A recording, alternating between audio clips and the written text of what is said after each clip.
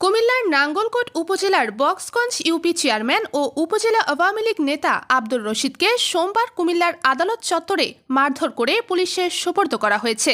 এই ঘটনায় ৫৫ সেকেন্ডের একটি ভিডিও সামাজিক যোগাযোগ মাধ্যমে ভাইরাল হয়। ভাইরাল হওয়া ভিডিওতে দেখা যায় আব্দুর রশিদকে কয়েকজন যুবক আওয়ামী লীগের দোসর বলে মারধর করে। এই সময় অন্যান্যরা মারধর করতে নিষেধ করে। পরে চেয়ারম্যান আব্দুর রশিদকে পুলিশে সোপর্দ করা হয়।